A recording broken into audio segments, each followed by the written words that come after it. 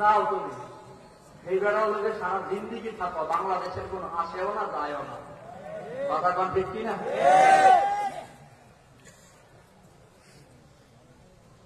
হ্যাঁ, আল্লাহর মায়ের দুনিয়ার বাইরে। মনে রাখবেন, দুই প্রকার মানুষের শান্তি নাই, তারা জীবনেও শান্তি পাবে না। কয় প্রকার বলেন? কয় প্রকার? সমাজের দুই প্রকার, দুই শ্রেণীর মানুষ শান্তি পাবে না। এক নম্বর হলো সুদখোর। যারা বলেন কি কর, সবাই কয় না কেন? আরো জোরে কম, ভয় পায় না, জোরে কম। সুদখোরের শান্তি নাই, কারণ ইয়ামহাকুল্লাহুর রিবা, সুদ দিয়ে ধ্বংস করছে কে? জোরে কম না, আরো জোরে জোরে, তাই জোরে কম দিন। আল্লাহ আওয়াজ নাই রে, বলেন সুবহানাল্লাহ, আলহামদুলিল্লাহ, হাত তুলেন সবাই, লা ইলাহা ইল্লাল্লাহ, আল্লাহু আকবার। আমি এনে দুর্বল, প্রত্যেকদিন মাহফিল একটু বেশি করা লাগে তো এজন্য দুর্বল থাকে, কিছু করার নেই। গতকালে 4 বয়ান করলাম, আজকে জুমার বয়ান ধরলে 4টেই হইল, কি আর করে। আওয়াজ ধরে দিবেন মিয়া। সুদখোরের সাথে যুদ্ধ ঘোষণা করেছেন আল্লাহ। ইয়া আইয়ুহাল্লাযীনা আমানু তাকুল্লাহ ওয়া যারু মা বাকিয়া মিনার রিবা ইন কুনতুম মুমিনিন ফাইন লাম তাফআলু ফাআযানু বিহারবিন মিনাল্লাহি ওয়া রাসূলিহি। এজন্যই সুদখোরের ঘরে শান্তি নেই। সুদখোর তার ছেলে কথা শোনে না, মাইয়া কথা শোনে না, বউও কথা শোনে না। 2 নম্বর, আলেমের দুশমন শান্তি পাবে না। মান আযালি ওয়ালিয়ান ফাকাদ আযানতুহু বিল হারব। আল্লাহ তাআলা বলে, আমার বন্ধুদের সাথে যারা দুশমনী করবে, আমি আল্লাহ তাদের সাথে যুদ্ধ ঘোষণা করলাম। আলেমদের দুশমন কখনো শান্তি পায় নাই। দুনিয়ার ইতিহাসের খবর নিয়ে দেখো, আল্লাহর বন্ধু ইব্রাহিম নবীর দুশমনী করিয়া নমরুদ শান্তি পায় নাই। আল্লাহর বন্ধু মূসা নবীর দুশমনী করিয়া ফেরাউন শান্তি পায় নাই। আল্লাহর বন্ধু মুহাম্মদ রাসূলুল্লাহ দুশমনী করিয়া আবু জাহল, আবু লাহাব, উতবা, শাইবা শান্তি পায় নাই। আজকের যুগে আলেম ওলামাদের দুশমন শেখ হাসিনাও শান্তি পায় নাই, তার দালালেরাও শান্তি পায় না। আগে যারা কই তো হুজুর এ জাতীয় কথা কইেন না, রাজনীতি করেন না, আপনার এদিক সেদিক কথা করেন না। এখন তাদেরকে টর্চ লাইট দিয়ে ঠিক পাওয়া খুঁজা পাওয়া যায় না। ক্ষমতাটা কার? নজরে বলেন না মিয়া। সবক নেন, সবক নেন। আবার বেশি উৎসাহী হইয়া নিজেরাও নেন। তারা এখন মনে করতেছি আমরা স্বাধীন, আর কেউ কেউ তো মনে করতেছি ক্ষমতাই বেশি গা। শুধুমাত্র শপথ পাঠ বাকি। পুস্টারে সাইন করে মনে হয় যে ক্ষমতার চেয়ারে গেছি গা, শপথ পাঠটা শুধু বাকি। চান্দাবাজ রেডি, সিএনজির টাকা কে ওড়াইব ঠিক করে রাখছে, মুদারাগারের টাকা কে ওড়াইব ঠিক করে রাখছে, গরুর বাজার কারা দায়িত্ব আনবো সব ঠিকঠাক করে ফিটিং ফিটিং দিয়া যারা রাখছেন। যদি মনে করেন 16 বছরের জালেমের মতো জুলুম করবেন, গরিবের রক্ত চুষা খাইবেন, গরিবের উপর অত্যাচার জুলুম নির্যাতন করবেন, তারা তো 40 মিনিট সময় পাইছে। আল্লাহর কসম করে বলি, সাধারণ ছাত্র জনতা একবার যেহেতু জেগে উঠেছে, আপনারা যদি পুনরায় আবার জুলুম নির্যাতন করেন 40 সেকেন্ডের সময় পাবেন না। কারণ যাদের দিনের ভেতরে ক্ষমতার লোভ নাই, চেয়ারে বসতে চায় না, রাজনীতি বুঝে না, সংসদ ভবন চিনে না, রাজনীতি করতে চায় না, এসব সাধারণ মানুষের ঘুম ভাঙে গেছে না। এরা ক্ষমতায় যাইতে না পারলো, ক্ষমতা থাকা মানুষকে কিন্তু দৌড়ান লাগে শীতকালে। কথা কয় না? শিখছে না, মরতে শিখছে, দৌড়াইতে শিখছে। একবার যদি কেউ শিখে ফেলে, এটা সহজে মানুষ ভোলে না। অতএব পায়ে ধরে বলি, যারাই ক্ষমতায় যাবেন তওবা করি না, আবার পুনরায় খাঁটি মুসলমান হয়ে ক্ষমতার চেয়ারে বসবেন, আল্লাহর সাথে ওয়াদা করবেন, সাধারণ ছাত্র জনতা দুর্বল মানুষের পক্ষে কথা বলবেন, তো সারা জীবন মাথায় তুলে রাখবে। আর যদি নিজেদেরকে খুব শক্তিশালী মনে করেন, আমরা বড় দল, নেতা বেশি, কর্মী বেশি, জুলুম করলেও সমস্যা নাই, সময় দিলাম মাত্র 40 সেকেন্ড। ক্ষমতায় যাইয়া দেখেন না থাকা কত কঠিন। আমি নিজেও জানি, চেয়ারম্যান হওয়ার আগে মনে করছিলাম চেয়ারটা মনে হয় অনেক শক্তিশালী। আমি গিয়ে দেখলাম এখন আমার চেয়ে বেশি দুর্বল এলাকায় কোনো মানুষ নাই। যে গালি দেয় এটা শূন্য হাসি দেওয়া জায়গা। ক্ষমতার চেয়ারে বসে থাকা যে কত কঠিন, এলাকার চেয়ারম্যান নির্বাচিত হওয়ার পর আমি হারে হারে টের পাইতেছি। কারণ 19 থেকে 20 হলে জনগণ উল্টো লাগা। জনগণ এখন জবাবদিহিতার কাজ করে, তারপরে ফেলে একবার সাধারণ মানুষের দিকে কি হচ্ছে আপনার সব রাস্তার কামড়া করেন না কেন, হসপিটাল দিকে এলাকায় ভোট দিচ্ছে না, এগারো দিকে।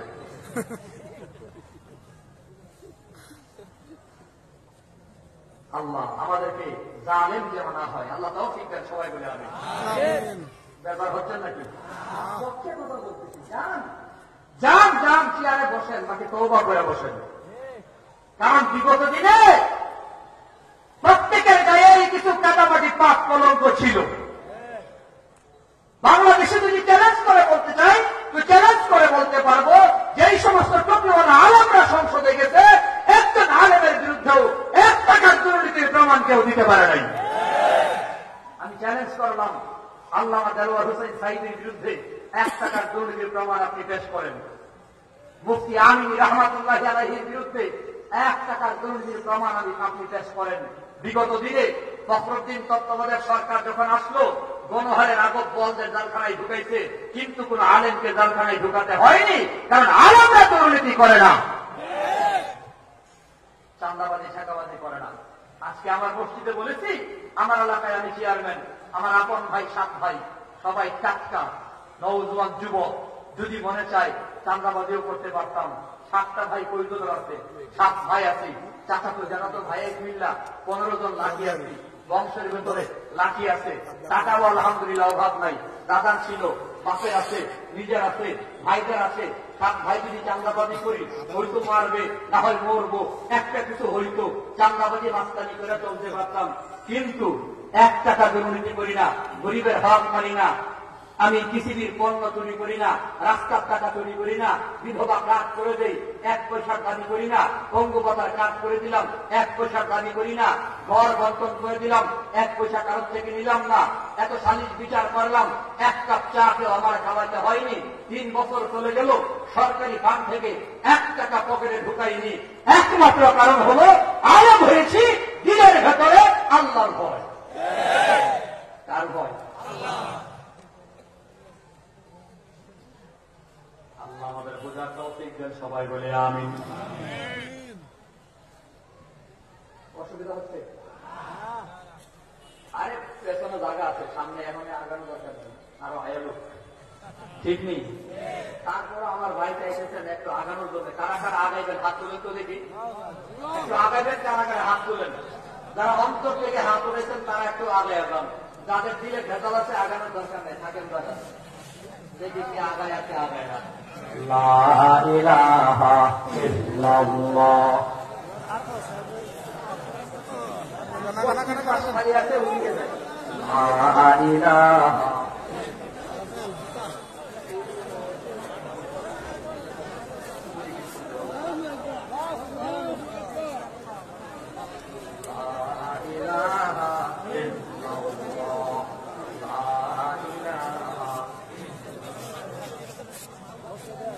লা ইলাহা মুহাম্মাদুর রাসূলুল্লাহ সাল্লাল্লাহু আলাইহি ওয়াসাল্লাম। মরণ পর্যন্ত আলেমদের সাথে থাকবো। কারা কারা হাত তুলি? নারায়ে তাকবীর, আল্লাহু আকবার। আলেম ওলামা যেদিকে, আলেম ওলামা যেখানে, আলেম ওলামা যে পথে, সন্ত্রাসীরা যে পথে, আল্লাহ কবুল করেন, সবাই বলে আমিন। আলেমদের সাথে থাকেন, ওলামা ইকরামদের বন্ধু বানায় চলেন। নবীরে তো পাবেন না, আলেমদের বন্ধু বানান। যারে তারে বন্ধু বানায়েন না, বন্ধুত্বের অনেক দাম। আল্লাহ তাআলা যা বলছে সূরা কাহাফের ভেতরে, যার তার কথা মানবা না, যার তার বন্ধু বানাইবা না, কেন বলতে জানেন? সূরা কাহাফের ভেতরে সুন্দর একটা ঘটনা আছে। 7 জন জান্নাতের যুবক, জান্নাতের মেহমান, ওই 7 যুবকের সাথে একটা কুকুর মহব্বত লাগাবার কারণে আল্লাহ কুকুরটাকেও জান্নাতের মেহমান বানায়া দিছে। জান্নাতি মেহমানদের বন্ধু বানাবার কারণে কুকুররা আল্লাহ জান্নাত দিয়ে দিছে। তার মানে হলো বন্ধুত্বের অনেক দাম, মহব্বত আর ভালোবাসার অনেক দাম। যার তার সাথে মহব্বত লাগায় ওনারা যুবক, মহব্বতের কত দাম। আমার নবীর সাথে একটা উট মহব্বত লাগাবার কারণে আল্লাহ উটের জান্নাত দিয়া দিছে। খবর নিয়ে দেখো, আমার নবীর সাথে মরা একটা খেজুর গাছ মহব্বত লাগাবার কারণে আল্লাহ মরা খেজুর গাছটাকেও জান্নাত দিয়া দিছে। জোরে কোন সুবহানাল্লাহ। মসজিদে নববীর খবর, মিম্বার ছিল না, আমার নবী খুতবা দিতেন তো একটা মরা খেজুর গাছে হালাম দিয়া খুতবা দিতেন। বড় কমন একটা ঘটনা, হাদিসের কথা সকলেই শুনতেন মুসলমান বাবারা। মরা খেজুর গাছে হালাম দিয়ে আমার নবী বয়ান করেন।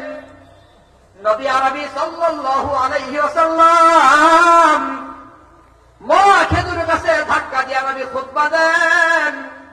সাহাবায়ে কেরাম মনে মনে পরামর্শ করে, চিন্তা ভাবনা করে সাহাবায়ে কেরাম পরামর্শ করে, নবী আমার একটা মিম্বার নাই, অথবা কোন একজন মহিলা সাহাবী একটা মিম্বার বানায়া, কাঠের মিম্বার বানায়া মসজিদে নববীতে পাঠাইয়া দিলেন। মেহরাবে যখন মিম্বার স্থাপন হয়ে গেল, সাহাবায়ে কেরাম খেজুর গাছটাকে সরায়া সাইডে দেয়ালের পাশে রেখে দিলেন। ভাঙাচোরা ঘর, আজকের মসজিদে নববী না, তখন তো ছাউনি ছিল রে মিয়া, খেজুর পাতার ছাউনি। আসমানের সূর্য আর চাঁদ দেখা যাইত।